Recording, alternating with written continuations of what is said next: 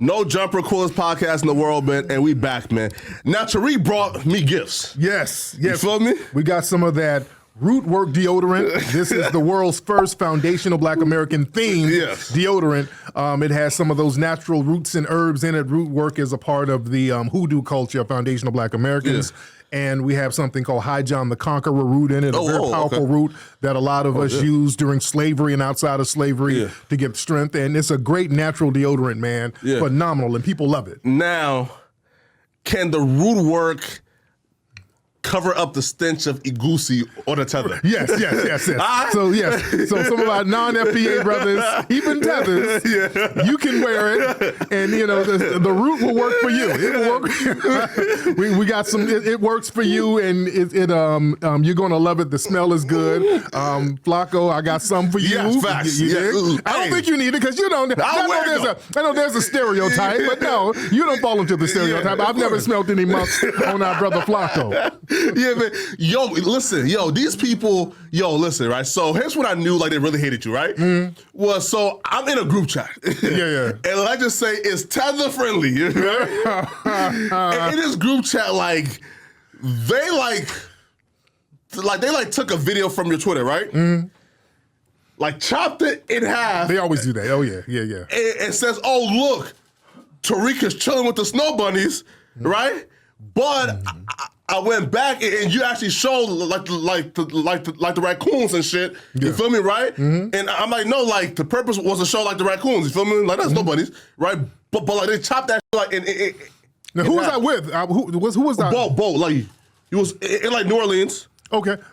Oh, on the boat. Oh, yeah. It was a bunch of black people on the boat. There just happened to be some white people behind. They're just desperate. They ain't got nothing. They get so upset because we're calling them out for a lot of their anti-FBA rhetoric. Of course. And we don't put all the non-FBA brothers and sisters in the same boat, but the tether class, which is the foreign class, we do get them in check like we get our own in check. Of course. We checking all no matter where they're from. Man, listen, to really make them mad, we need a Tariq and like the Sir Major and like the Tariq Twitter space, right? Feel me, right?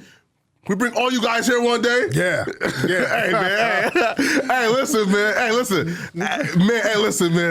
They would have a stroke. But yeah, they can face us anytime. It would be good. Yes, man. Indeed.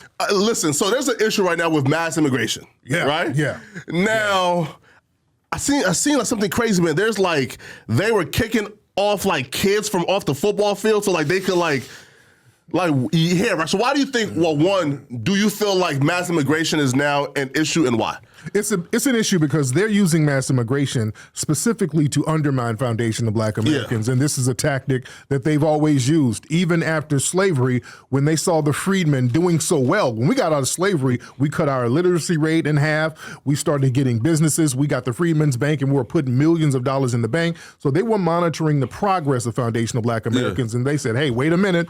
These folks will eventually take over because they have all the skills. They know how to work the agrarian culture. These people are doing their thing, so we need to slow that down. So they open the floodgates with immigration. That's when the immigration started happening, 1880s, right after slavery.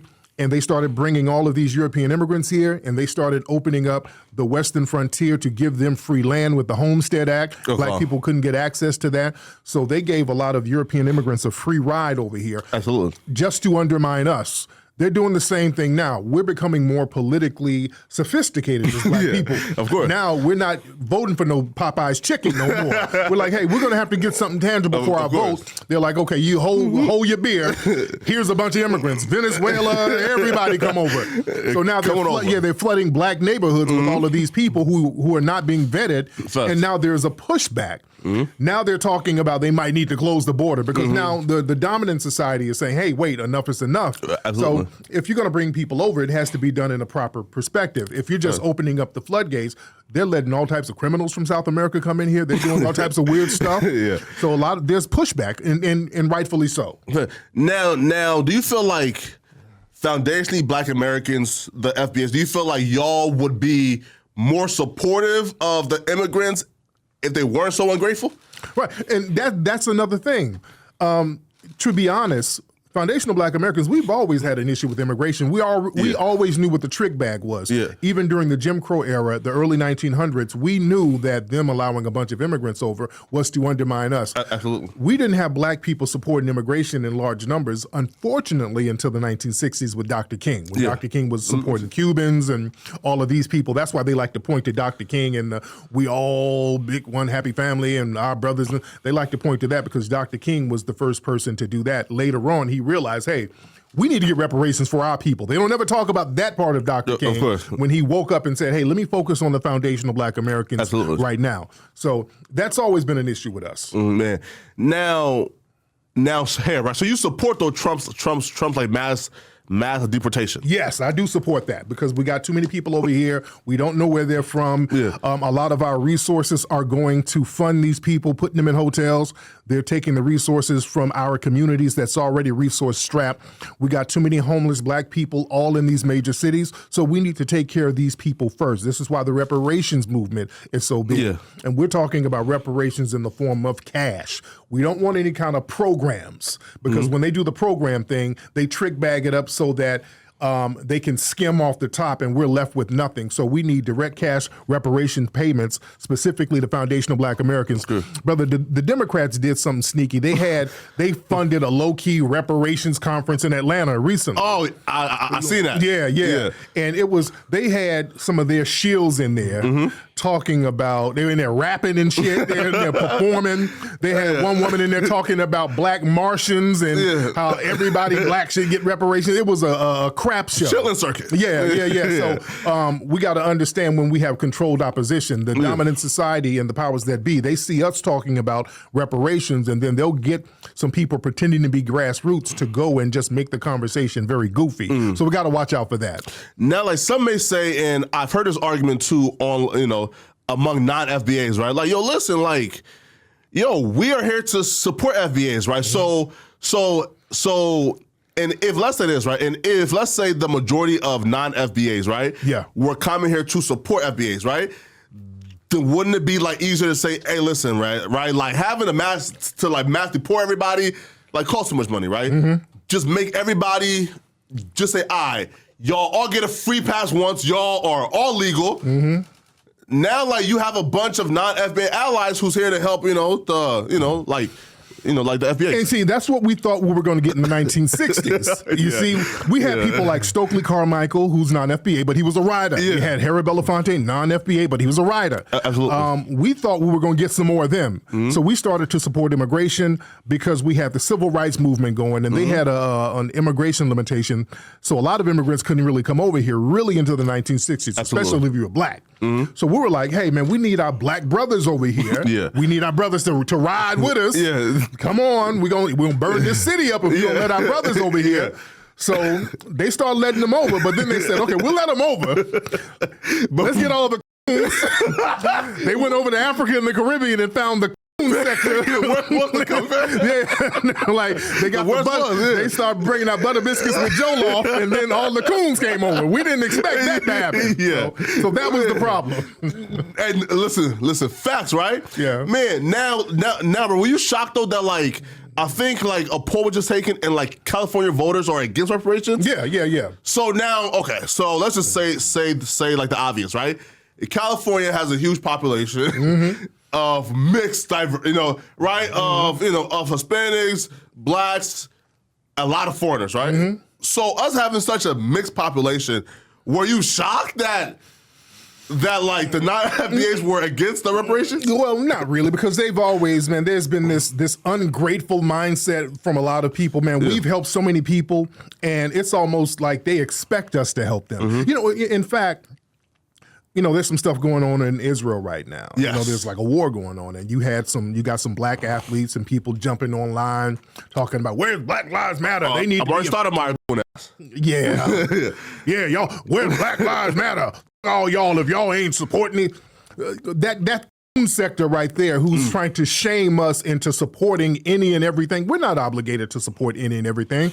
People don't support us. Some of these other groups, when we talk about getting reparations, they're actually against it.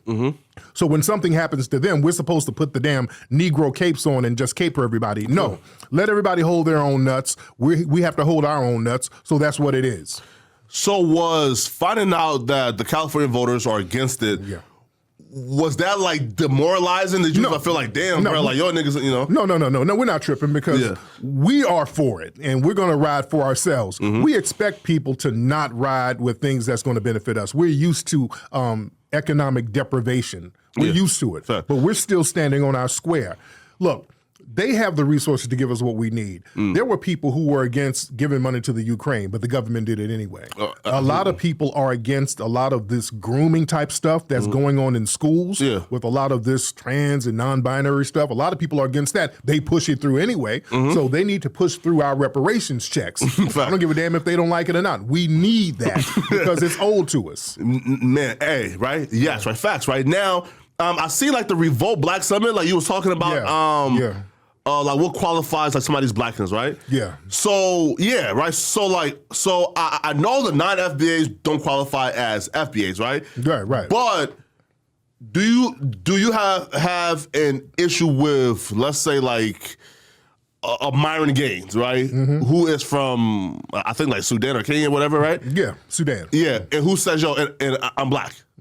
Well, no, we're talking about a lineage. All right, this is lineage based. Because when we talk about reparations, we got to be very careful to use the right terms in the right settings. Of course. Culturally, when we're talking in a cultural sense, we talk about being foundational Black American. Now, absolutely. if we get in the courtroom, we'll start saying, hey, descendants of slaves, descendants of freedmen. So we're not putting race in it, we're putting lineage in it. So we got to know how to really flip those words. Myron Gaines, he's not a descendant of slaves in America. He's not a descendant of freedmen, or he's not a foundational Black American. Truth be told, the Myron Gaines of the world, many of those East Africans don't even consider themselves Black, to be honest. That's true. Arabs. Also, they look at themselves as Arabs, and a lot of East Africans and Northern Africans, they're allowed to be classified as white over here. A lot of folks don't know that too. Facts. So a lot of them think that they're dark Caucasians. You dig? No, facts. So you talk to them long enough, they start sounding like a damn white supremacist. Facts. They got words over there for us like abids and jarirs and all of these weird terms. Of course. That we see a Black person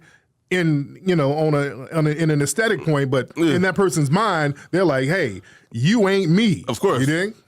Hey, being Black in 2023 is so popping, right? Yeah. That the people who was not, like for example, Amber Rose. Right?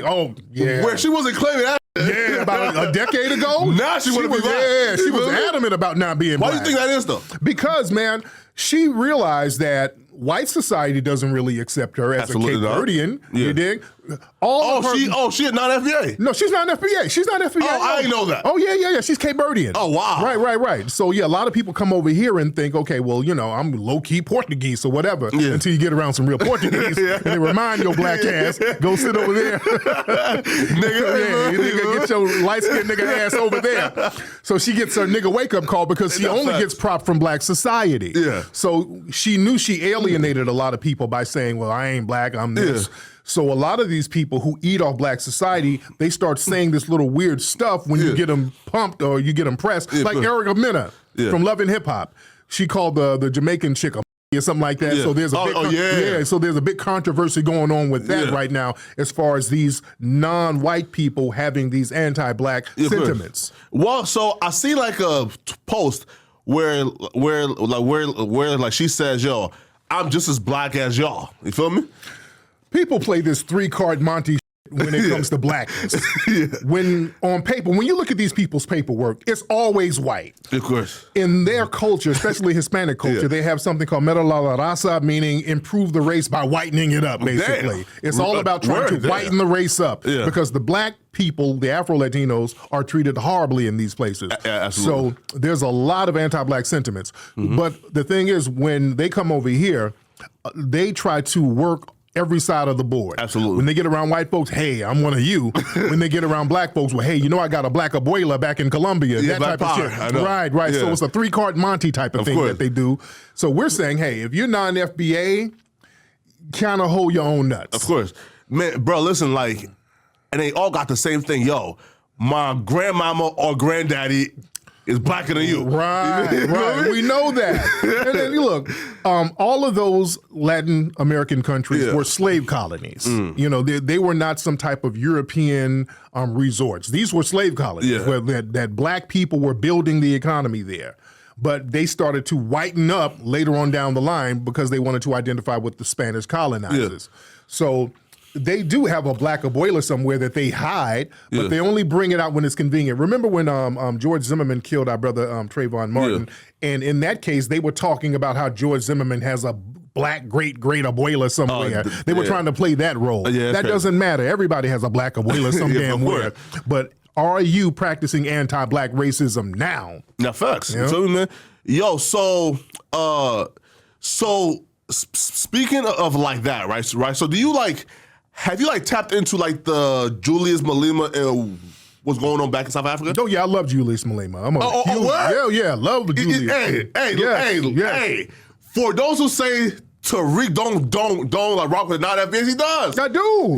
I'm a huge supporter of our brother Malema, man, because he's trying to... A revolutionary. He's a revolutionary. He wants those white supremacists out of power. Fair. He wants those black majority people there in power. I'm all for it. Anything he wants, I'm riding for him. We've always rode for South Africa, man. The apartheid movement, we were against that early on. We were fighting that heavy over here. We had people like Gil Scott-Heron making songs like Johannesburg. You had We're Not Gonna Play in Sun City. There was a big movement, a music movement in the 80s. You had Stevie Wonder and a lot of these people protesting the embassy, over the South African embassy, and saying over there in those venues, we're not going to play those venues if you're going to treat the black people there that way. So we've been riding for South Africa for a long time. And look, I've been over there. I've done lectures over there. Show them love. They show me love. So I ride with South Africa. Man, so for those who really don't get it, right? Because I feel like most people have a general understanding of most things, but don't really know exactly what took place. So what's the apartheid and how did the white British end up in South Africa? Oh yeah, it's just colonization. Okay. It's just colonization. Same. It's basically white supremacy. That's all it is. And what they did is just like segregation. We use these real weird terms for white supremacy, like segregation, which is white supremacy, apartheid, which is white supremacy, the black people on the poor side of town and the white people on that side of town with all the resources. That's all it was, and they were mistreating the people. And we said, hey, enough is enough. Yo, how do you think though, right? Because they came relatively in the 80s or 70s, right? Mm-hmm. How were they able to take power so quickly? No. They've been in South Africa for a long time. The Boers and the Dutch. They've been in South Africa for a long time. They started going in there the 1600s, and they kind of worked their way into power. So they've been there for a long time. Now, people took issue with Malema saying kill the Boer. And and he said he has no sympathy for the white farmers being killed, right? Mm-hmm. Now, folks are saying nigga. nigga, you wildin'. Yeah, but I understand where he's coming from because they're mistreating the people over there. These white supremacists. And there's a big myth about a bunch of white farmers being killed. They're not killing them in large numbers over there. That's the big myth. They got a myth that the black people are over there living large and the white people are getting killed. When I went over to South Africa, white people over there living lovely. They're doing their thing, and the black folks are still marginalized. So I do want our brothers and sisters to rise up and get their land back and get their resources back. If I was over there, I'd be sick in lines and elephants on their ass. Oh man, wait. So you think they'll hear right? So okay. So then I guess the question is right, and they always say this for reparations for giving land back is logistically how would that work? Meaning do every white person who owns land in South Africa just give up their land right away and say here? How would that work? No. Over there, they can do it in different ways. It can be a governmental thing because, again, there's white people who still kind of run things behind the scenes over there. Now, over here, and we've talked about how the logistics of reparations is very easy. We do it the same way they do with some of the Native American tribes. They know who's who. They know who's federally recognized. They have a Bureau for Indian Affairs. We got to have our Freedmen's Bureau, which we did have. We had a Freedmen's Bureau. They know who's who. They know who's who, and they know whose lineage is where. That stuff is meticulously documented. If you go to any plantation somewhere, especially in Louisiana, I was just in New Orleans with the FBA family down there. You go to these plantations, they'll show where the slaves were bought. He was bought here. He's a black Native American. This guy was from Senegal. They know where we're from. They know where our lineage is. Oh, really? Okay. Yeah, so all the black folks who have lineage here on this land, those who the checks go to. It's that simple. Now listen, now like white folks done found a crafty way to kind of infiltrate the reservation payments, right? Listen, I done seen the whitest in the world, like saying, "Yo, I'm Native American," and they actually let them in. You feel me? Yeah, they started doing that in the early 1900s. They had something called the Dawes Rolls, which was a census. Yeah. So when they started letting people know, hey, we're going to have to give these Native Americans land, but we're going to have to take a census. We're going to have to see who's with what tribe. You had a lot of the white supremacists saying, "Oh, free land? Well, check it out. I'm going to go down to the census program, give them $5 under the table to list me as a Native American." So random white people would get listed as Native American, and then they would be able to get some of that land. That's where the term $5 Indian came from. There's a movie, the Killers of the Flower Moon, something like that talks about some of these Native American women in Oklahoma who got a lot of money because of oil. And these white supremacist males in the whole town married into the family and started killing the women off so they can get their land and resources. So the white supremacists are very slick and meticulous with the way they do stuff. So they blended into Native American society. So that's why now when you see a Native American, it look like Justin goddamn Timberlake. It's not even a real Native American. White as hell. White as hell. Now, they can't do that with us. Now they try because see, when the reparations come, we know that there's going to be some Rachel Dolezals popping up trying to get a check. That's why we're checking lineage. We're checking your lineage. Right. So what if they have like a great granddaddy, like here, right? For example, if when the first right, let's say this, right? So like I think it's Frederick Douglass, right? And his family now. The ones that there's some I've seen, right? Right, like there's like half, right? Like there's the black ones I've seen that I had issues with like Umar Johnson claiming he was one of them. Right. And then there's like the white side, right? So if those white folks say, hey, listen, our great granddaddy was Frederick Douglass, we deserve something, but your entire lineage is white. Right. You feel me? And that's why there's a good brother named Sandy Darity and other people who they pointed out to qualify for reparations. Number one, you have to have a family member who's classified as Negro on the 1870 census. That's one. Okay. Two, you yourself have to be classified as black for at least 10 years. Ooh. Yeah? Now. Yeah. So that stops the racial Dolazolisms. Yeah. Hey, listen. Don't give them the game plan, right? I know.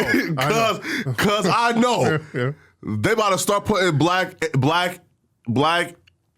on their kids. Like, right. They'll try to do that. They'll try to do that now. Hey, Tariq, hey, listen.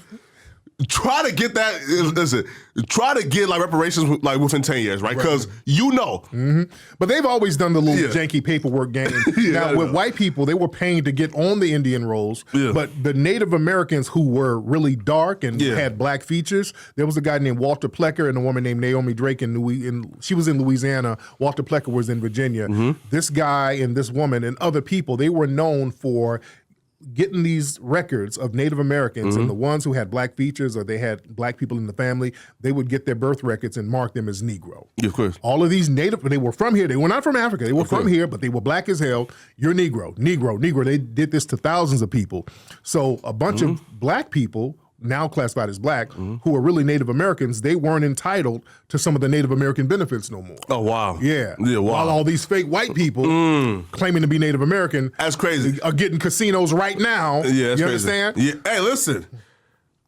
I be seeing the owners of those, they don't look. They're white as hell. They don't look like this. You remember Dog the Bounty Hunter was claiming to be Native American? Yeah, he was claiming. But Dog is blonde hair, white as fuck. Yeah. His family's German. There's no Native American in the family. He loves running around with feathers and shit. Yeah. He's German as hell. Yeah. Well, like Doug is like a notorious like racist though, right? Oh, yeah.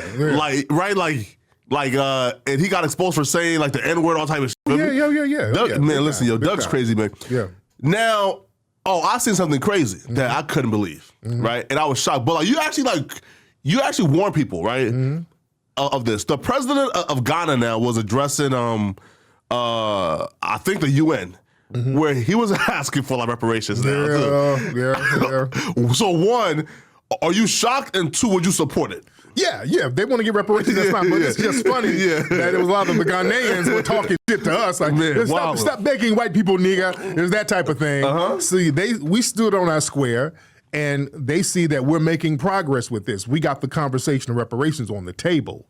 That's an international conversation. That's a national conversation. Yeah. So that's inspiring other people, as it should. We want brothers in the Caribbean to go to CARICOM and go get their money from Britain, France. Look, I did a movie about Haiti, 1804. Absolutely. One of the biggest documentaries on the Haitian Revolution. They teach it in schools over there. I'm 100% for the Haitians getting money from France. Ghana, get your money from Britain. I'm all for it. I just hate when people come over here when we're supporting their movements and when we talk about getting what we're supposed to get, and if they can't get it, y'all need to stop begging. That type of thing is very disrespectful. But again, more power to the president of Ghana if they're trying to get what they need to get out of Britain. Now, if Ghana and Nigeria gets reparations before, like the FBAs, right? Is it time now to say, all right, nigga, y'all got y'all paper. We need some of that, man. You feel me? But see, they know we gonna hit we get what we need from the U.S. government, and then Britain is next. We're gonna hit Britain up too. Britain ain't off the hook either. You know? Portugal too, right? Spain? Portugal, Spain, France, because of Louisiana. Of course. So a lot of them gonna get hit up. Man. You know? So what's your take on this whole Hamas versus Israel? Man, it's a kind of a touchy thing. It's tricky. It's very tricky because they've been doing this for decades, for centuries. There's been this whole thing, this battle that's been going on for a long time. The only thing that I have an issue with is when people try to kind of shame us, foundational Black Americans, for not speaking up and jumping out there in the middle, like we're obligated to jump in people's mix every time they get into a scuffle or a beef. Everybody's looking at us. We're sitting here eating breakfast like, hey, what the hell? We got nothing to do with this shit. You feel me? Hey, listen. That ain't our business, right? It ain't our business. Right? It's not our business because and not only is it not our business, when it comes to reparations and us getting stuff, some of these people fighting each other, they're saying we shouldn't get what we're supposed to get. So shit, I'm eating. But shit, I don't know nothing right now. You know? I don't know shit. I don't know nothing. I don't know. Man, wait, right. But here, right? So here, right? Yes. Now, so. Do you feel, again, we're speaking, this is not our personal opinions. It's just us speaking in general. There's been theories that maybe the Israel counterterrorism intelligence turned a blind eye, allowed them to invade, so now they could blast their ass from off the planet. There's been a lot of theories, man. What's the president, Netanyahu?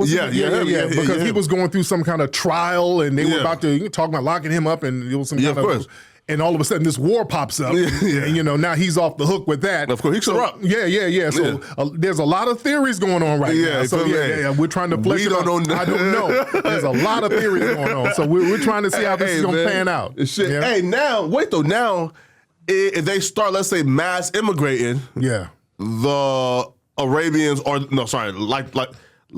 Israelis. Right. Them. And the Palestinians, if they start to mass immigrate them here, is that something that you would support since there's war going on, or no? It depends. It just really depends because in certain situations when there's war, that's understandable. You want to help people out to make them safe. But a lot of people who are being allowed over, they're not in a war-torn country. They're just not popping over where they're from. Absolutely. You understand? So that's a whole different dynamic. So, man. Yeah. So let's talk about Miss Crockett, man, at the Biden impeachment. Now,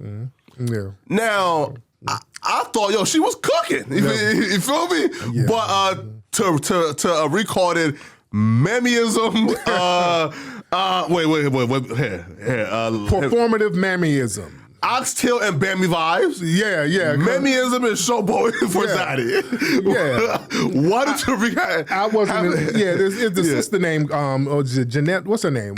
Jasmine Crockett. She's a politician. I think she's from St. Louis. And they have these Biden impeachment hearings, and she was on there sassy and flipping her wig, and just being a stereotype. And you had a bunch of Democratic shills, all yes girl, and all that. That shit is corny, man. People, they don't have none of that passion passion for black issues that help us. Yeah. There's another dude, Jamal Bowman. He does all that performing. Oh, listen. Yeah. And he pulled the fire alarm, right? Right, yeah. He's bucking his eyes, yelling, and, we need gun control. Shit. What are we talking about? People is dying with these men. All right. Why don't they have the same passion for issues that directly relate to foundational black Americans and just black people? Yeah. You know? She's up here, the Crockett lady was talking about, I hope somebody I wouldn't want to love my child like he loved Hunter Biden. What the fuck is that? I wasn't impressed. I'm just saying I wasn't impressed. No, man. Well, let's shoot here. Right now, okay, so do you personally feel like the impeachment is a waste of time? It is. They're not going to do nothing to Biden. And Biden don't even know what an impeachment is. He's so out of it right now, and he's struggling as far as possibly getting reelected. Yeah. And they know that his numbers are looking real bad. Black people are not supporting him. That's why they had her up here doing all that sassy mammy shit. They think that's going to appeal to us. Like, ooh, we got us a down sister in there. We need to support the Democrats. Damn all that. We need some tangibles. I don't want no symbolic performative nonsense. Of course. And they're desperate as far as the Democrats. That's why they had to put them charges on Trump. They have to slow his momentum down. Yeah.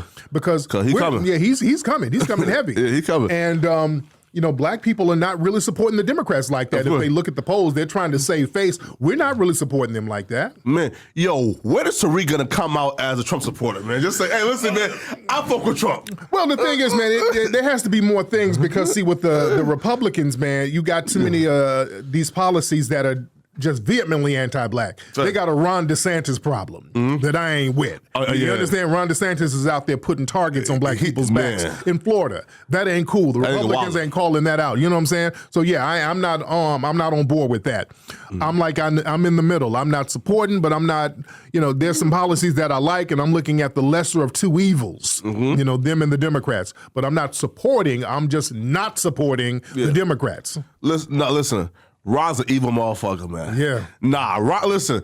So there was a story, right, where it was some terrorist in Guantanamo Bay, right? Yeah. And they said Ron, right, was supposed to be like the mediator, right? So Ron would come and ask, hey, how can I help you, right? Are they feeding y'all well, right? And they will tell Ron their issues, right? Ron will go back and tell them, oh, yo, they hate this, do this more, right? Oh, wow. And they claim that Ron, they didn't have to be in the room, right, during, the torture, right? Yeah. But Ron will purposely come just to watch them get tortured. Wow. That motherfucker. Wow. Yeah, he's a piece of work, man. That dude is damn near on some neo-Nazi stuff, man. Just to have a Ron DeSantis in office like that. Remember, he was telling people he's going to pass laws that makes it legal to hit black protesters and all of this stuff. And when those black people got shot in that mass shooting down there, people were looking at him like, damn, dude, you put a target on everybody's back. And they got cops out here beating up black pedestrians and black citizens, and they're justifying it. And that's all on Ron DeSantis's watch. He's doing that. And that's a major problem with the Republicans letting stuff like that happen. Man, now... Are you a fan of Vivek? Hell no. Why not? That's another. He's a tether, East Indian tether, who's basically he comes over here trying to pander to white people. He's another Myron Gaines. Yeah. He's a brown wannabe white supremacist. Yeah. He gets out here and spews all of these talking points, just like Dinesh D'Souza. They're from East India, and they have that Brahmin thing, that whole caste system where the darker East Indians are hated on. Yeah, that's so they bring that same energy over here, pointing their finger about black people and the ghetto and all of that, when they come from places that's basically big-ass toilets over there in India. India is not the business. Especially in places like Mumbai, where Dinesh D'Souza is from. I mean, that place is a New Delhi. Yeah, that place is completely filthy, and he had to flee from it. So they have some nerve coming to point the finger at us about anything. Man, wait. So okay, then, right. So then, what's your issue with Vivek? Oh, this dude says a whole bunch of reckless stuff about us. Yeah. He's always pointing the finger. Talking about what we don't need to get and how we're so bad. And he's always talking greasy about black people to impress white people. That's his whole platform, talking about how we don't need Juneteenth and we don't need this and we don't need reparations. And if we immigrants can come over and do so great, these black people here should be able to, it's that type of whole thing. Of course. That whole performative cooning. Right. So, like, if he's so against black folks, right, then wouldn't you be, like, somewhat concerned, right, that he was actually, like, stealing Obama's, like, speeches? Yeah, oh yeah. Right? So, if Obama's speeches can resonate with his community and he's against black folks, then isn't that kind of, like, worrisome? Like, what about Obama's speeches resonate with his audience? A lot of these anti-black racists, man, they're very hypocritical because he's always talking about how you pull yourself up by your bootstraps, black people, stop begging the government and work hard. And come to find out, he got all types of affirmative action benefits. And yeah, they I've seen that. Yeah, so they're the first in line to get some from the damn government. Yeah, dude, they love. I've seen that too. We see now with all of the immigrants being allowed over here, all of the funding that they're getting. These people are coming over here and they're getting in luxury hotels. They're getting our tax dollars to underwrite all this stuff. Yeah. Once they get on their feet, they'll be looking at us. Well, hell, I did it by myself. No, you didn't. Yeah. You didn't. Yeah, they always do that. No, I seen that, and he got like a free ride to law school, right? Yeah, this guy was getting all types of benefits from our tax dollars. Yeah, bro, that's kind of crazy, right? Like, and low-key kind of like worrisome that like you got like free schooling based off of being like Indian American or some bullshit like that, right? Oh yeah. And now he don't want nobody else to get like free schooling. Oh yeah, they always do that, and the white supremacists do that too. Let me tell you something: white supremacists, they get free shit all the time. Facts. All the time. Welfare. You talk about welfare. They are some of the biggest welfare recipients out there. They got all types of little shortcuts and little schemes where they get kickbacks. Absolutely. And then wag the finger at us. They get all types of nepotism. Somebody who they know hooked them up with a job. Their father, their uncle, somebody. And it's always with us. We got to pull out. We're the only people who got to pull ourselves up out of bootstraps. Absolutely. Everybody else gets a free ride, or they get some kind of help. We are foundational Black Americans. We get zero help. We do everything based on merit. Man, now were you shocked when Biden called LL Cool J like LL Cool Boy? No, he's no. It was worse than that. Okay. It was worse than that. They had this hip hop thing. Yeah. And we got a movie about hip hop. You seen the trailer? Hey, listen. I seen some shit last night, but we're gonna talk about that. But Biden was up there. Hey, we got cool LJ. Yeah. Boy, look at the arms on that boy. Oh God! Yeah, that's boy, like clear cut. It turned into some slave master. It was some slave officer. Oh, that nigga go for a good price. Look at big old buck. It got real weird, crazy, dude. yeah. I'm like, but Biden, because he's getting old, he's saying what's really on his mind, and people are looking like, really, dude. Yeah. So yeah, that's why we ain't rocking with Biden, man. No, like at all? No, dude. Wait, so then so Larry Elder, listen, he got Lord, not Larry Elder, Lord. Yo, apparently like Larry Elder's own people not fucking with him. I don't know why. Like, listen, like, yo, he was banned from like doing like at both debates. Yeah. Oh, listen.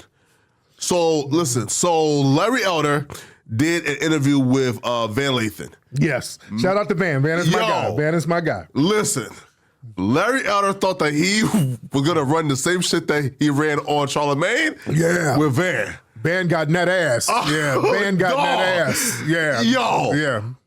I watched the full. Wait here. Right, so look. So I got like notes from that shit. Dog, yo, I watched the full interview because man, listen up, man, bro. Like, listen, like Van like debunked the like the home ownership shit. Yeah, and the good thing he got him with was the fatherlessness thing. Oh yes, because that's something that comes from these white supremacist think tanks. Yeah. One of the things they tell their conservative operatives is to always blame black people instead of white supremacy and say it's fatherlessness.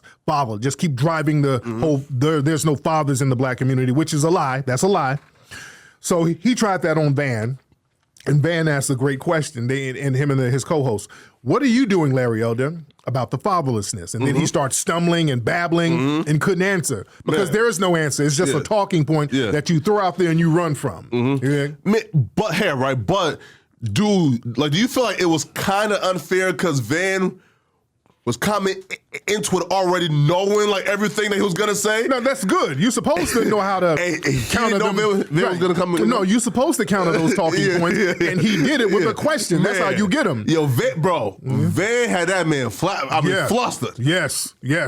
You know, because Larry does performative bug dancing. All he does is regurgitate talking points that's given to him. Yeah, of course. That's why a lot of times they don't really have any opposition. They like to get on the Fox News, which is basically a propaganda mill, and they just let them say whatever. But when somebody's really challenging you on something, a lot of them can't really hold a mustard to it. So, but Van was able to annihilate him like so easily, right? Yeah. But then Charlemagne and the other chick, like they struggled. So like, what messed Charlemagne and those guys up was because they gave Biden a pass for saying all that bullshit. That's what messed them up. And Larry had that in his back pocket. Larry had it. Larry was waiting for you to say anything about being a coon. Oh, really? Bam! What about Biden? Why you sit up and let Biden say all that shit? You know, facts, you man. got him. You know? Man, like, do you feel like though, like there should be like some type of like qualification before you can interview people like the Candace Owens and like Larry Elder, right? Because if you're not coming in well qualified with some type of knowledge, they're gonna come in and pretty much spew what they want to spew. You feel me? Yeah, it just depends on the host, man. It just depends. You know, Candace Owens, she has a tight mouthpiece. She's sharp. Yeah, she's real sharp with it. So you got to know how to go in with that because what you got to understand is a lot of the arguments that they have, most of them are really in bad faith. Because it's all about deflecting and spewing a whole bunch of false data. So you got to really know how to navigate that stuff. It's a real tricky road. Yo, and she can't stop getting pregnant. Yeah. Shout out to Candace Owens. Candace Owens. That white zaddy, man. He's so busy. Shout out to Candace. But Candace, what she's doing, she's making them babies black, though. Candace is waging her own little secret warfare on the white supremacists. Shout out to Candace. Man, I see you. Man. Yeah, the white supremacists, them babies coming out black. I love it. I love it, Candace. Right? Yeah. Why do you think though, right? Like, so black folks like we had like a hard stance on her like 5 years ago. Yeah. Right? Yeah. It was we not fucking with that bitch. Yeah. She's batshit crazy. Get her out of here. Yeah. Now like she's like she cool. No, she ain't cool. No. She ain't cool. No, she's still a bed wench and a mammy. All right, she's still a mammy and a bed wench. You feel me? But we see what see what she's doing. It's tolerating her though. Yeah. We know what she is when she's coming. Oh, here comes the bullshit. It's that type of thing. Yeah. So we already the know. Summit? Yeah, we already know what we're getting in. They got in her ass in one of them summits, by the way. Yeah. They got in her on that. But we already know what we're going to get with Candace Owens. So when we have something like a reparations commission, because I know she spoke at one reparations thing, and we got like pro it or anti? She was anti, definitely anti. They put a bunch of they get the Candace Owens and all these people to speak against it. But then we look at the people who let her get on there. Yeah. You see, we don't let them get away with that. We look at the Democrats who let her get on there because they know who's going to get on there and say what. If you put a Candace Owens on a reparations panel and this is a serious topic and you are a Democrat and you let it happen, that means you are against reparations too. And we're going to show you how we feel in the voting booth when you do stuff like that. Man, yo, so Deion. Yo, why do you feel like black folks were so quick? Well, sorry, not black folks, the coons, right? Yeah. We're so quick to turn on Deion Sanders. Like, Jason Whitlock was like, but he waiting. Like, it's crazy. But he's always been against Deion and Jason Whitlock. Another bad faith arguments. His job is to hate on Deion no matter what. When Deion was winning, even when he was winning, Jason was hating. Well, how come you can't be more humble? The Bible says you're supposed to be humble. That's just performative cooning, you know? Man, right? So one, do you feel like he made a great decision though, like coming to this non-HBCU and bro, listen, he turned it up. Yeah, he did. Yeah, he's doing his thing, man. I'm very proud of Deion, man. He did what he needed to do at the HBCU, and there was some limitations. There's only so many limitations you're going to deal with when you really want to get out here and thrive. So he's doing his thing over in Colorado, and possibly, man, I can see Deion going to the NFL and coaching at some point. Really? Yeah. Well, yes, right. But like, do you feel like though, like? Cause right now, like again, like he made Colorado. He turned them the fuck up. Yes, he did.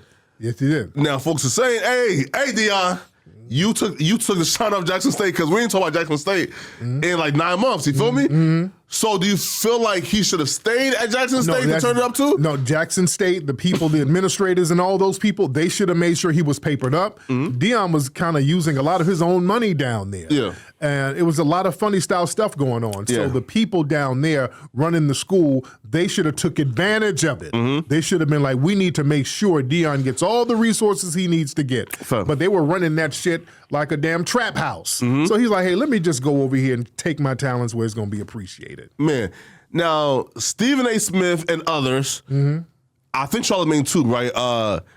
Got in Colin Kaepernick's ass for trying to get back into the league.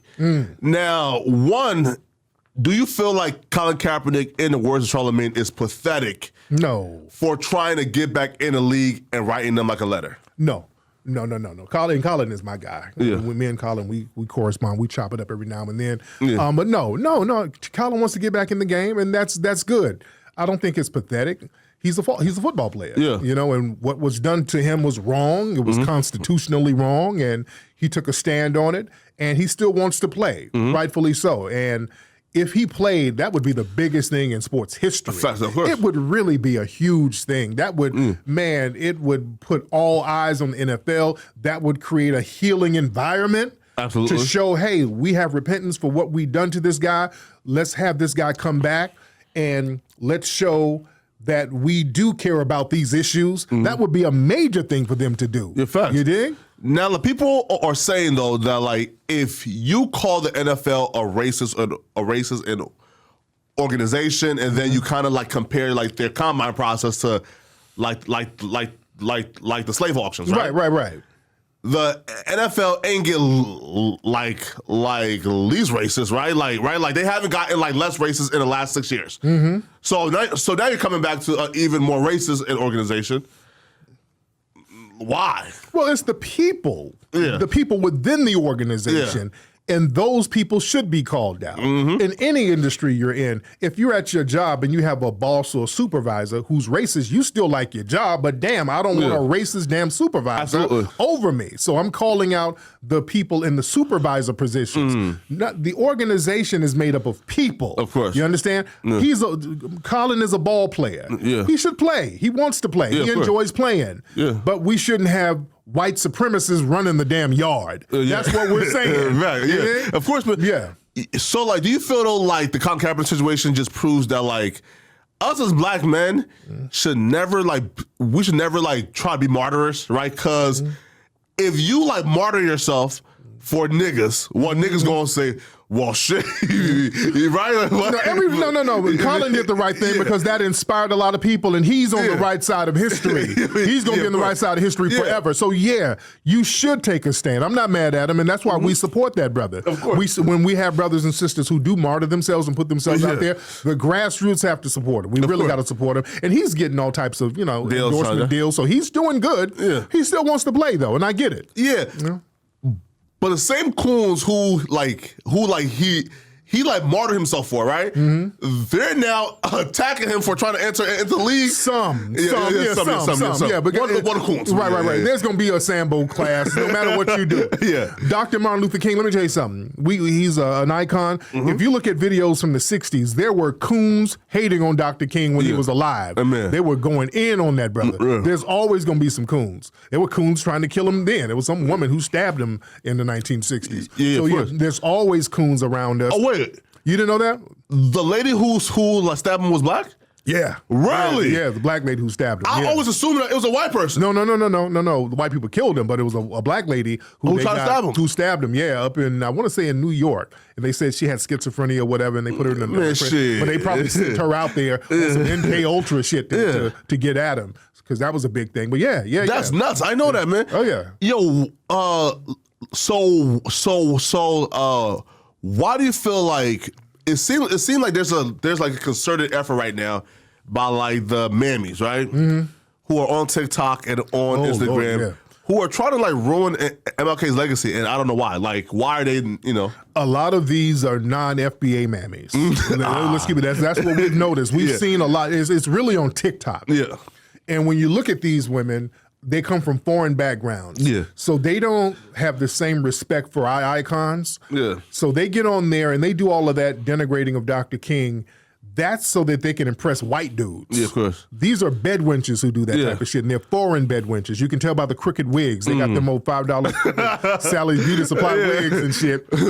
Party City wigs. Yeah, and they're trying to sit here and do this performative denigration of black society to appease these white dudes that they're trying to get with. It's a real weird race fetish type of shit that they do on TikTok. Of course. You know? Now, okay, so we have to like discuss this, right? Yeah. It's called Brickgate, right? Who? Brickgate. Brickgate. Yeah. Oh yeah. Yeah. Now, yeah. Before you even like found out like the later, like the latter updates, right? Yeah. How did you know that she was a non-FBA man? Yeah. Okay. For those who don't know, there was a woman a month or so ago who got on video and had a big swollen thing on her face and said she got hit with a brick.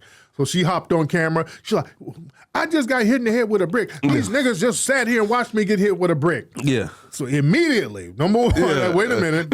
I knew she wasn't FBA. How? Right? By the forehead, by the face? Like how? Kind of by the forehead. Oh, this is not FBA. And I knew that had nothing to do with FBA. Yeah. We don't go around hitting them with no damn bricks. The whole narrative was, I didn't give this dude my number and he hit me with a brick. Yeah. Foundation of Black American Men, we don't do no shit like that. Brick is crazy. We don't do no shit like that. We just don't. That's just not in our culture. We spit some game. You say, hey, I got a man. All right, I'm going to holler at your chick. Come over here. Yeah. We don't, I'm going to hit, bitch, I kill you with a brick. That's not in our culture. We don't do that shit. So I knew that was some non-FBA shit. Then found out she was scamming, allegedly.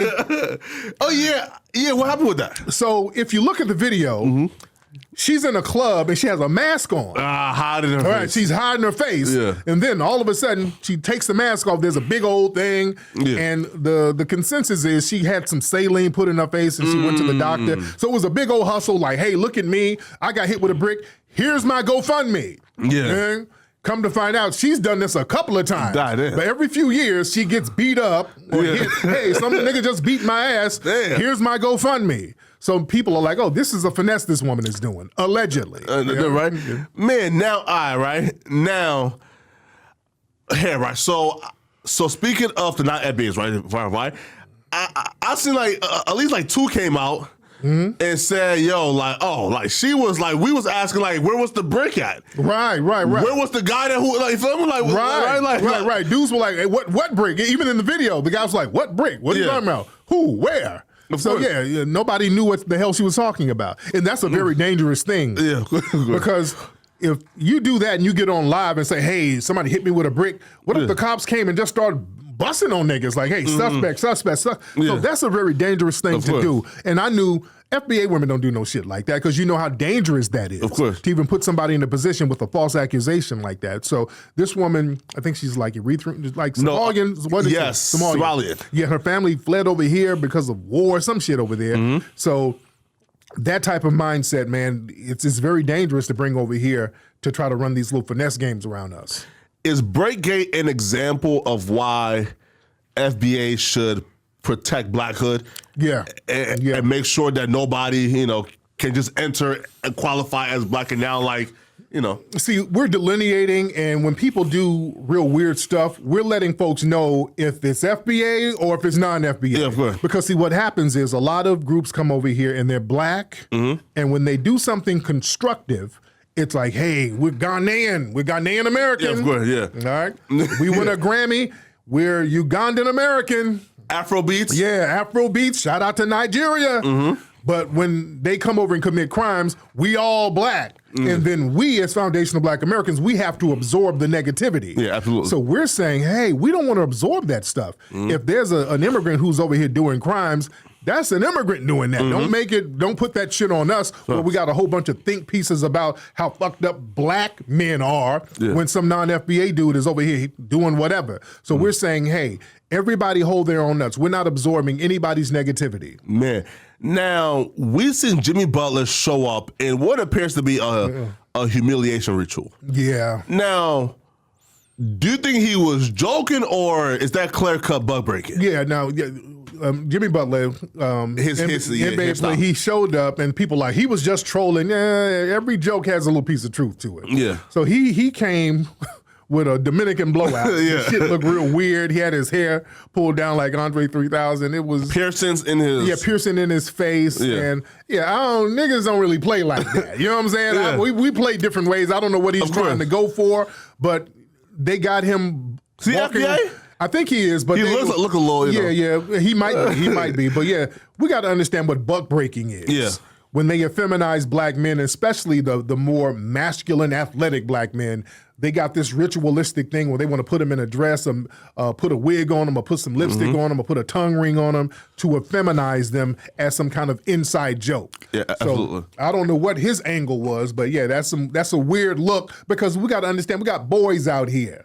We got young black men that we want to, or young black boys that we want to show a good example of what manhood is. They don't need to show this nigga with a just for me perm in his fucking head. Yeah, facts, of course. Wait, here, right? Yes, right. So then, what's your take on homosexuality, right? Like, do you feel like it's like they're just born that way?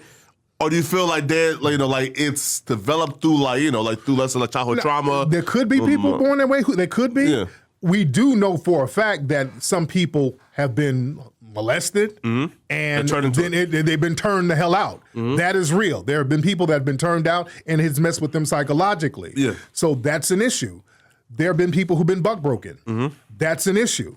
You have people out here now that's not getting or advocating for help when people are molested or fondled as kids, and they're telling them to go ahead and go with the whole gender identity now. If you got a new gender identity because somebody done touched on you, go ahead and go with it. That's a great thing. We'll support that. And no, some of these people need to get therapy. Some people need to get help. Some people need to not be groomed. They don't need to bring that stuff to kids. That's not cool. So yeah, there's a lot of angles to this thing. Man. Yo, so, Jesus Ayala. Now, it was two Hispanic teens, Jesus and I think it's like Jasmine. They was on video recording themselves proudly running over a 64-year-old cop and ended up killing him. Yeah. Now, immediately, I got hoodwinked too because folks was like, they were black. Right. Now, I'm from LA, from The Voice. Yeah. Those ain't no niggas. Right. So one, speak on why do you feel like people were so quick to label them as black or, Oh, they do that all the time. When you can't really identify somebody, there's this whole default thing where you're supposed to blame black people. When there were some smash and grabs out here in LA at the Topanga Mall, everybody had on masks and gloves, so you couldn't tell who the racists were. Facts. But online, they were like, oh, look at these black people, all these black people. Come to find out, it was really Mexicans and Asians. Yeah.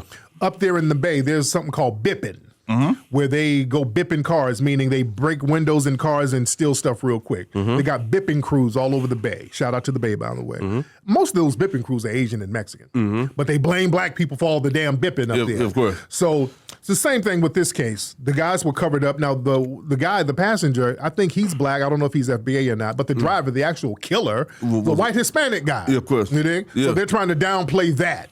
Damn. Now that they lied and said he was black. He's a white Hispanic dude. So now, I think they're now charging him as an adult, but I'll be real, and he came into court and told the judge he's gonna get out, something like that, right? I'll be out in like by next week. Yeah. He was real arrogant about what he did. That's crazy. Yeah. Right now, what's an appropriate punishment for these two?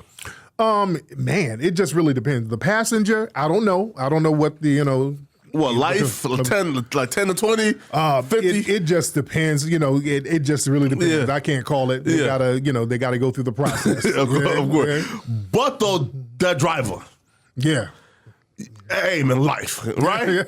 Life, right? Yeah. Listen, you was arrogant coming, you was arrogant with no remorse at all. Life, man, you feel me, man? Right? Now, speaking about somebody else, right, that went to jail. Now, I feel like you can now talk about it. Yeah. Since he was found, he pled guilty, right? Who was it? Polite. Oh, yeah. So, what's your thoughts to him pleading guilty? Well, shit, he pled guilty. He should go to jail. That's not cool. When you start messing with them kids, that ain't cool at all. That's not cool. That's not cool whatsoever. And Polite was in one of our movies a long time ago. And again, polite. I think he's non-FBA. Wait. Let's keep it real. I didn't know because Polite would have a hat on all the time. He had a hat on, and he's not. He would wear a hat. I didn't see the hairline until later. So I think he's non-FBA. But again, messing with kids, that's not nothing to play with. Yeah. So you and he claims though that. So okay, so there's this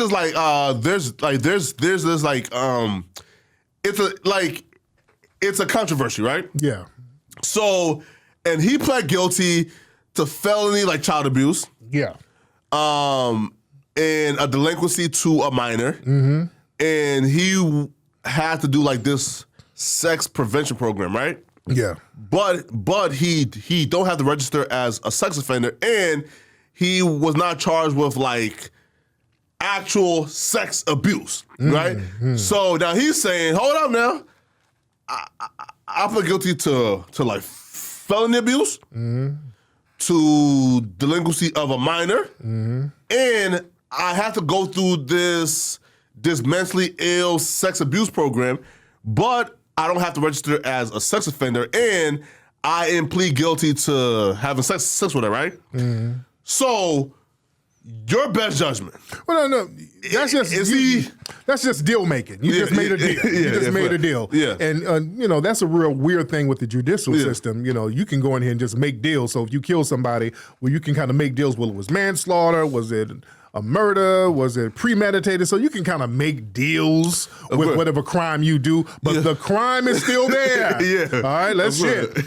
Nothing with kids. Of course. Okay, I don't give a damn how you word it. That's don't wild. mess with the damn kids at all. You shouldn't be in no situation with a kid where any type of sexual accusation or sexual charge should be there. Because I won't say because anybody can be accused of anything. But actually, you're charged with something, where you have to plead guilty to it. Something is there. That's wild. You understand? So that ain't cool. Yo, like there's an infatuation with Dr. York.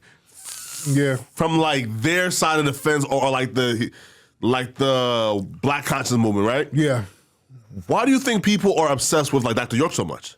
I don't know if they're obsessed now. I remember, back in the day, Dr. York was a thing, and then he's in jail for a long time because of the same thing. And Polite comes from that. He comes from the Nubians. He comes from. Oh, really? Yeah, you didn't know that. Yeah. No. Yeah. Dr. York comes from he was with the Nubians down there. They had a compound down in Georgia, and Dr. York, they got him in jail now. They said messing with them kids. Man, hey, bro, listen up, bro. A lot of niggas are sick, man. So there are actually kids going missing right now in Ohio. Yeah. Have you tapped into that? Yeah, I've been looking into that, man. And that's the thing, man. A lot of our kids and people go missing a lot. Over there in the Midwest. We got to see what's going on with that, man, because it might be some white supremacists behind that stuff, might be organ trafficking behind that stuff. Word? That's a real thing. Now, like, I think it said like a wild statement, like over 1,000 kids have gone missing in the last year, right? Now, like their stats, like we don't know out of the 1,000 ones like the ones that got like missing for like a day that got found, right? But like that's still a large number, right? Despite the disparity. So right, so. Your best judgment, do you feel like, these are kids just running away, or do you feel like these are kids being kidnapped like systematically? Yeah, I think they're kids being taken off the streets by people. Yeah. Down in not Louisiana, I want to say St. Louis. I want to say St. Louis or somewhere in Missouri. There was a situation where the community heard about a white supremacist serial killer. And they had people in the community going around saying, telling the police, hey, man, we're hearing about some white dude snatching women off the streets out here. And the police was like, oh, no, that's a rumor, that's a myth. But you had brothers and sisters circling in the community, kind of patrolling. Come to find out, some months later, a black woman showed up like, hey, I got kidnapped and I've been held in a damn dungeon by this white man. That's crazy. There's other women down there. Yeah. And come to find out, it was true. This dude had been snatching people up and killing women and killing people and raping them. So there's something to that. When we say, hey, people getting missing and disappearing, there's a conspiracy there. Everybody's not lying. So whose job do you think it is to, now if there's 1,000 kids going missing, again, like just from this little neighborhood. Yeah. So isn't it like the men now job to like and see that's why that's why we need resources, because see we have to police our own community, but it takes money to police. If you're working and you're paying your bills, you got your own job. We have to have resources and a community set up where we can police our own community with resources by the federal government, so that we can make sure that our communities are safe. You have people like Jeffrey Dahmer, who the police knew about. That man was killing people for decades. They knew about him. He was targeting black people, and because black people were being targeted, the white people in law enforcement just didn't care. They try to make it seem like Jeffrey Dahmer was some kind of evil genius who just eluded the police. He wasn't no genius. The white cops just never bothered to open his damn refrigerator to see all the bodies in there. You know what I mean? The fact. But if we had the resources, we could have been implementing the punishment on the Dahmers, because people were calling the police on him for years. So this is why we need resources like some of these Native American tribes. They have their own court systems. They have their own police forces. They have their own schools that's underwritten by the government, which we should have the same thing so that we can police what goes on in our communities. Man, hey, right? Listen, man, facts, man. Now, you had an issue last night with some guy called Dante. Oh yeah, Dante Ross. Yeah, Dante Ross. Now he's Busta Rhymes' manager. Or what? He was the A&R. He's a well-known A&R rep in the music industry. Yes, and he signed Busta Rhymes and a whole bunch of people. He signed a whole bunch of people. Yeah, so he's well-known in the music industry. So, me and him were going back and forth. And I've been going back and forth with a lot of people because they're upset about the new movie that we got coming out. We got a new movie, hip-hop documentary called Microphone Check. At microphonecheck.com, we're in the middle of making it. Everybody go support the crowdfunding campaign, microphonecheck.com. So we put the trailer out, and boy, people lost their damn minds over this trailer. They were talking that shit. Yeah. This trailer made people lose it, dude. Now, the sentimental that's rounded by from the detractors is divisive. Right. They're saying it's divisive because in the trailer, in the movie, we're talking about the real origin of hip-hop comes from foundational Black American culture, which is the truth. In the trailer, we point out that this narrative that hip-hop came from Jamaican culture is not true. It's just a lie. It's not true. And we prove it in this movie. And people are losing their minds because they know where else we're going with it. That whole Latino thing. They know we're going in on that. We got an hour going in on that in the movie. We spent about an hour. Wait. So then, how long is the movie total? The movie now is about 4 hours. And we're cutting it down to 2 hours because it's so long. So we're still in production right now. So we're clearing up a lot of myths. We got a lot of the real pioneers in the movie. We got Coke LaRock, the first guy to pick up a mic. We got DJ Hollywood, the first person to really rhyme bars over records, who a lot of people got the cadence from. We got Melly Mel in the movie, Grandmaster Caz, the first female MC, Shy-Rock, another one of the early MC females, Debbie D, phenomenal sister. We got Busy B. All of the legends who were there in the early and the mid-'70s, because this is what we're really focusing on, what happened in the early and mid-'70s, because when they talk about hip-hop, people like to skip to the 80s.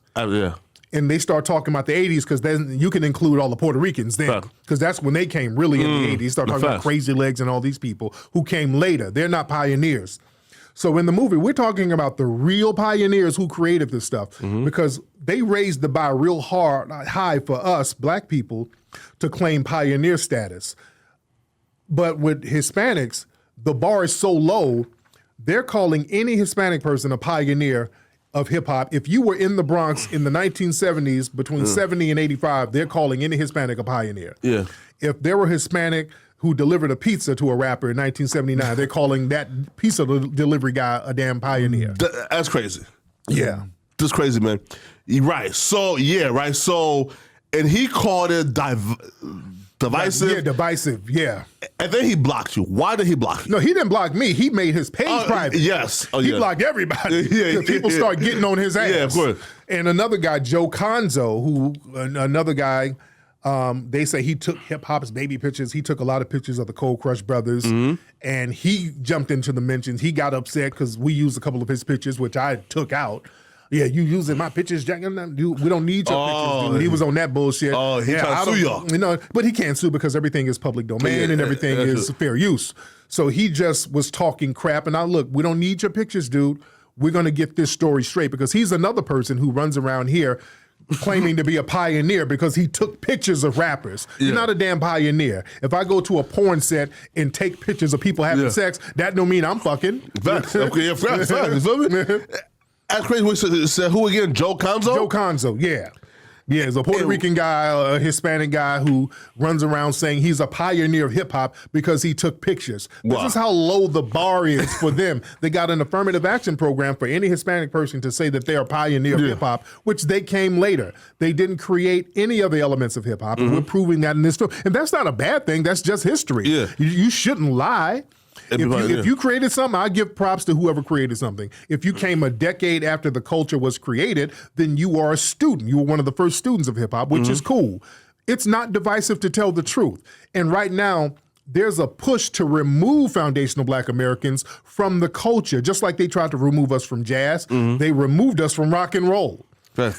The Olympics is coming up next year in Paris. They're going to have breakdancing in the Olympics. So right now, there's a hard, aggressive push to put Hispanics as the creators of hip-hop so that they can Trojan horse all of these other groups. Because understand, hip-hop is about to be on the global stage. There's about to be a lot of corporate money. They don't want Black folks to get that. So they're removing us from the ownership of it and all lives mattering it. And not just that, removing us so that we're not even in it no more. It's going to be a Hispanic thing. So we're saying, hey, enough is enough. Yo, don't you think it's suspicious, though, that the year now that like hip-hop is about to be a part of the Olympics and breakdancing, that now there's a bed bug infestation now? Hey, right? Listen, like Paris is like apparently having like a bed bug crisis now. You feel me? That's wild. Two is this though. Well, one, have you ever gone like to Paris before? Yeah, I've been to Paris. Oh yeah, I've been all over. I've been all over France. Is Paris as ghetto as they say? Yeah, it's just a lot of Europe, man, is funny. It's ghetto. It's kind of ghetto, man. People think that Europe is all these sprawling palaces. No, you got these little janky apartments all over the place. Oh, really? Yeah, real small spots, and Paris is kind of hood, but it's a beautiful place. You go on the outskirts, so I enjoy Paris, but it's kind of hood in some of the spots. Why have they convinced us though, like, the Paris is the most like romantic place ever when it's... No, yeah, when you go to like by the Eiffel Tower and you go to the outskirts and you go to the bridges and some of that, it's old and it has a romantic vibe. But when you go to people's living abodes, it's kind of cramped. It's small. It's small. It's really cramped and small. Yo, here, so like, okay, so then like when is the documentary dropping? Probably February 2024. So yeah, we're working on it now. Yeah. Now, I seen Lord Jamar in the trailer. Yeah. He was giving it up. Oh, yeah. Lord Jamar spitting hot fire in this thing. Hey, listen, so other than him, like who else was really giving that heat? Debbie D was giving that heat. Sister Debbie D was spitting hot fire. Debbie D, I got another brother who's a journalist and a music expert, a brother named Dwan B. He's spitting hot fire in there. Melly Mel is spitting a lot of good stuff, man. Everybody, and Sha Rock, everybody's really putting the real perspective on what went down, and they're breaking it down. Man, now I seen though, like you share like this video probably like last month. There was this white coach who was like berating and yelling, and cussing out his Black football player. Yeah. Now folks were saying, "Oh, Tariq, you're race baiting. He's just a tough coach, a father figure." Why do you feel like we should be concerned about that white coach talking to that Black student like that? Yeah, that's not. I don't buy that father figure stuff because he's berating him and they're talking about beating up the kid and all of this stuff. Yeah, that's some old slave owner shit right there. You don't see Deion Sanders doing all that type of stuff. You can talk to these kids with humanity, and that's why I like Black coaches. Black coaches, you know how to really talk to these Black children a little better where they can respect it. These white coaches, man, they try to run the thing like a damn plantation, and you don't need to do it like that. Man. Yo, well, here, Russell, last question, man. Yeah. So what's next, man? So we got this now. This is like my personal bottle. Yes, it is. You feel me? You feel me? It's my personal shit. Rootworkstyle.com. Yeah. That's where you can get the deodorant. Rootworkstyle.com. We got some new flavors coming. We got some Biloxi Blueberry. We got some Mojo Mango. All of it is foundational Black American theme. We got some Lucky Lavender. We got different flavors coming out. Rootworkstyle.com, the best deodorant that you can get. It's all natural, and it has that High John the Conqueror root in it, man. It's going to kill the must. The facts, man. And right. So the museum as well. Yeah. Like, do you have any like dates coming up? Like, we might do another reparations rally next year. Oh wow, okay. Yeah, because a lot of people. We had a reparations rally last year that was phenomenal. Thousands of people came. It was phenomenal. So, it's an election season, so a lot of people want us to go back out to D.C. and really stomp for reparations, stomp for a crime bill. So that's something that I'm kind of kicking around. Oh, really? So, yeah, I'm thinking about it because I got so many projects going, but we'll see. Right now, we're focusing on the new movie, Microphone Check, microphonecheck.com. Everybody go support that because this is the most important documentary film that we're working on that's going to be out right now. This is a very important film. Facts. And the next time you're here, man, and listen, we're going to have you, Sir Major, and everybody from Twitter Space. You feel me, right? You feel me? Yes. Hey, listen. Let's get Wani. Let's get our sister Wani. Yeah, please. Wani, Wani Spots is the first black woman to travel around the world to every country. We got a thing about her in the museum, and that sister's phenomenal. I love Wani. Let's do it. You feel me? Hey, here, right? Yeah, right. So listen, so we want to do this like once a month. So probably November or December. Yeah. Let me know if we want to have, you, Sir Major, and Wani said? Yeah, Wani. Yeah, Wani, man. Hey, listen, man. You tethers are in trouble, man. People, yes, man. Yes. Hey, man, like, subscribe, man. Comment below, man. No Jumper, coolest podcast in the world. Peace out, man.